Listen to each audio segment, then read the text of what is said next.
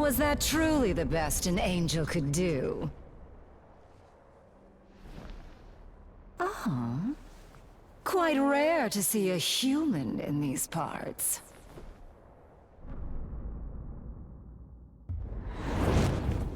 How fortunate we should meet. Allow me to guide you to a most sacred place. Hey everyone, Scott from RPGFan here, once again to bring you our 5th preview this year that has been chock full of JRPGs. This time it's Atlus's latest installment in the Shin Megami Tensei series, SMT V Vengeance. Rejoice, SMT fans. If you were slightly disappointed with the original SMT V, you'll be relieved to know that SMT V Vengeance is the game that might wash that bad taste out of your mouth. I enjoyed the original SMT V a lot, but I know there was always something missing compared to previous entries in the series. The gameplay is always on some point, but the story really suffered, especially since the quintessential part of the SMT storytelling is its alignment system, and it felt tacked on in 5. This led to a story where the choices didn't really matter, and was just overall lackluster. Characters that often have good reasons to align themselves with the law or chaos roots seem to exist only just to continue an SMT tradition, instead of fleshing out why they went down those paths. It clearly wasn't a strong point of the game. However, SMT V Vengeance rectifies this mistake with new story beats, characters, and fleshes out the original storyline's previous characters. Just who are the two of you? Your power is far greater than that of ordinary humans. Thanks to the lovely people at Atlus, I had the chance to sit down and play a bit of the new SMT V Vengeance. As a huge SMT fan, I was extremely excited to get my hands in the game, even for a short time. Both sections took place during the new Canada Vengeance storyline, which is what we will focus on during this preview. This preview was broken down into 2 parts. The first part was to look at the new school sections of the game, and Yoko, the new character who will be the mainstay during the storyline. The second section we got to play was one of the new explorable areas, Shinjuku.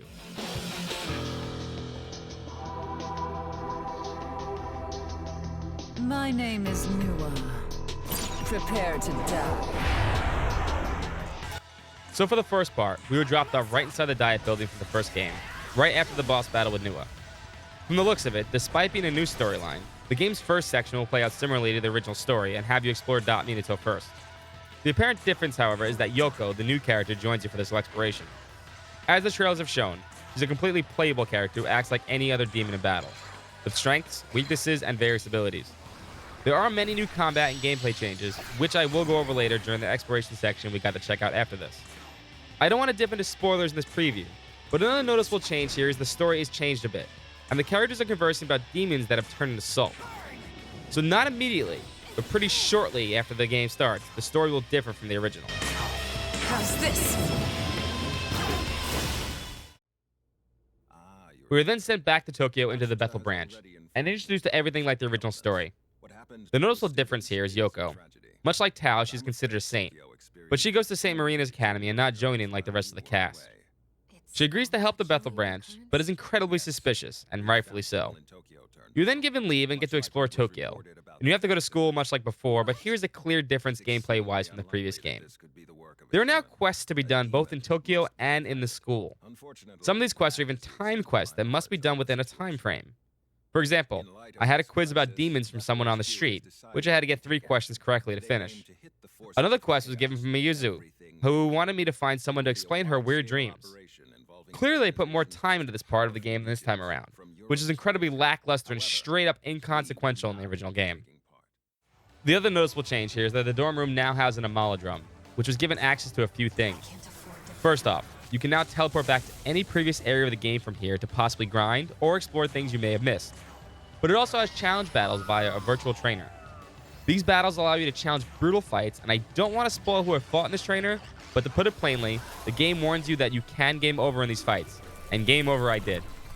I severely underestimated what setup the save file we were given had, but I laughed because getting game overs are just part of the SMT experience, even if it was by accident.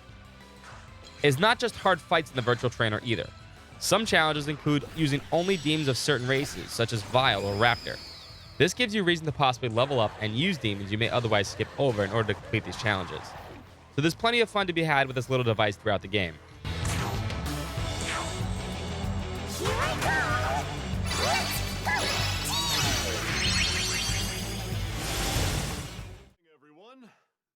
Now the game continues much like the original, and even has the section about Sohori getting bullied, and the rooftop talk with Tao about it.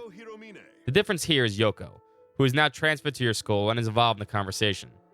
She notes that Sahori isn't looking for help. She's looking for vengeance. So clearly, Yoko will be the driving force of this new storyline. When trapped in a cycle, victims of abuse only want one thing. They want to take revenge.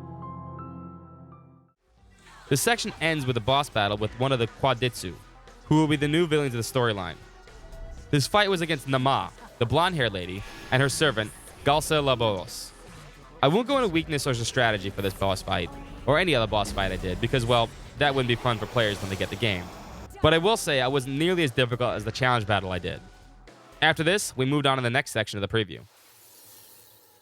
In this section, we were thrown a bit further into the game and given the ability to fully explore one of the new sections of Dot, which was Shinjuku. It's a big, white, almost crystal-like place dotted with orange trees with many valleys and hills to go up and down. Both Tao and Yoko join the main character, and both could be used as party members. What was even stranger was that Tao is not in her demon form from the original story, and had a few changes to her skill set, such as lacking Light of Order. To make up for that, and was noticeably different for all demons, was the fact that there will be passive innate skills for all demons this time around.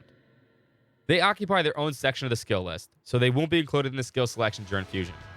To give you an idea of the passive innates, Yoko has the ability Arms of Uprising, which allows her to revive demons that are in the stock after the battle. And Tao, on the other hand, has an innate that allows demons to recover ailments when returned to the stock. I can see innate passives being a significant deciding factor for picking demons this time around. Speaking of demons, there were so many more new demons this time around. I apologize ahead of time, but I'm probably going to mispronounce a lot of these, so bear with me. From my notes and off the top of my head, I ran into Pelladia, Turbo Granny, Hair of Inaba, Kinamamon, Zun Shunshi, Dormoth, Senri, Cherubim, and Gogmagog, to name a few. There are many more I didn't see or don't remember, but it's safe to say there are so many more this time around. Also, many were only summable in the last game, but are now on-field enemies and bosses like the giant Marrow I ran into. Returning demons also got many new abilities, such as Jack-O-Lantern's new Jack Algilo unique ability. The other significant change is that demons you now control will want to converse with you after leveling, bosses, or side quests. To do this, you must access the new Demon Haunt from the save point. Here, you can not only talk to the demons, but to characters like Tao and Yoko, and even Aogami himself.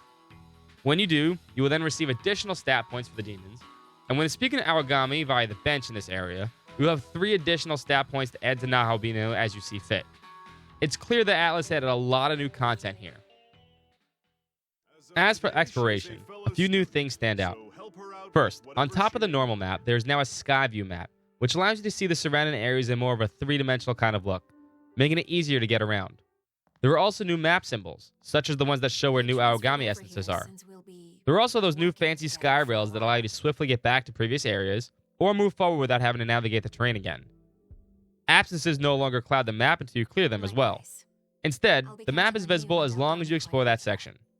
So, lots of much needed quality of life changes. It makes the fun exploration of the original even better now. Now finally to the combat changes.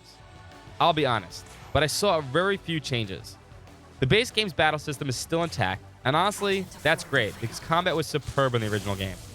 It also makes sense since the original game is also included in Vengeance. And it'd probably be weird for players to play the original and then play the new stuff with total change in combat. I can say that many of the new animations are spruced up. Tao and Yoko have some very awesome animations, such as Yoko's little finger flick when she does a normal attack. Naobino has some new attacks, such as Inflaming Divinity, which is basically Heat Riser, and that it gives all buffs to one ally for 3 turns. And yes, if you were curious, buffs and debuffs are still on turn limits here, as it was in SMT V. The most standout thing from combat was probably the inclusion of new horde fights. Similar, but not the same as SMT IV, there are now fights against hordes of the same demon. One such fight had you fight 1 power, and then after defeating him, 2 more showed up, and then 3, and then finally 4, all in one battle.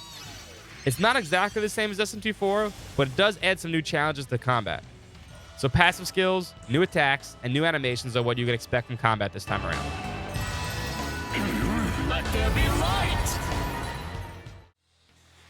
So after exploring a lot of Dot Shinjuku, I got into the boss fight at the end of the section. I can't go into details on who this boss fight was with, but I will say I look forward to this fight again when the game comes out. And unfortunately, that was the end of the preview event. after the boss, and I walked away being very impressed with all the changes to the game. I can't say for 100% certain that it will rectify all the issues of the lackluster story of SMT V, but I was very impressed with what I saw.